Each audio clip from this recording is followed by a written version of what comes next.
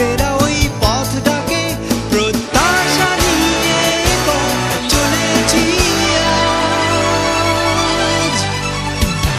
এখন আমি বিদ্রোহী, এখন আমি আর নহি অভিমানী,